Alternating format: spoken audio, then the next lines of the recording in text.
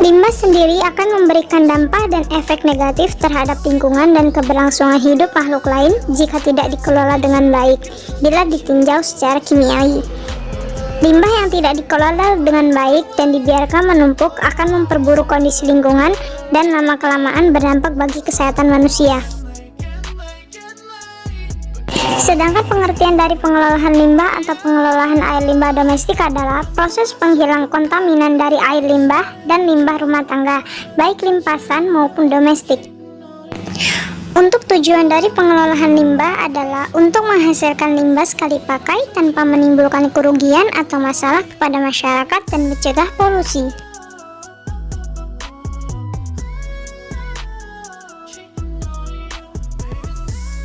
Limbah padat merupakan buangan dari hasil-hasil industri yang tidak terpakai lagi, yang berbentuk padatan, lumpur maupun bubur yang berasal dari suatu proses pengelolaan.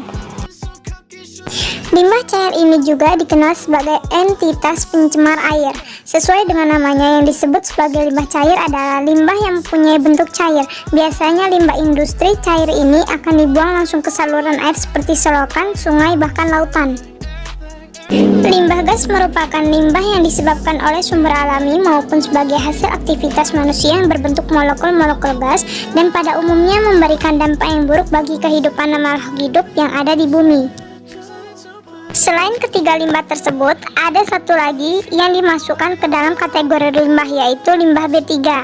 Yang dimaksud limbah B3 adalah sisa suatu usaha atau kegiatan yang mengandung bahan-bahan berbahaya atau beracun karena sifatnya, konsentrasinya maupun jumlahnya, baik secara langsung maupun tidak langsung dapat mencemarkan, merusak, dan dapat membahayakan lingkungan hidup, kesehatan, kelangsungan hidup manusia, dan juga makhluk hidup lainnya.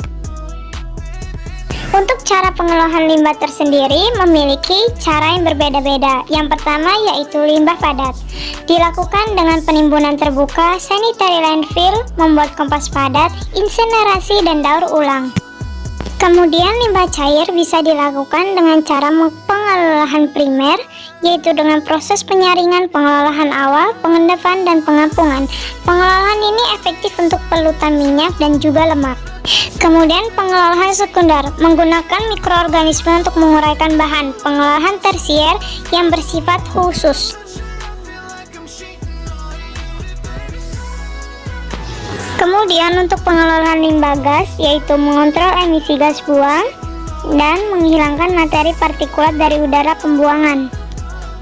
Untuk pengelolaan limbah B3, yaitu dengan cara reduksi limbah dengan mengoptimalkan penyimpanan bahan baku dalam proses kegiatan atau housekeeping, substitusi bahan, modifikasi proses maupun upaya reduksi lainnya. Dari materi pengelolaan limbah tadi, ada satu kegiatan pengemasan yang dilakukan dengan penyimbolan dan pelabelan yang menunjukkan karakteristik dan jenis limbah B3 berdasarkan acuan keputusan Kepala Badan Pengendalian Dampak Lingkungan.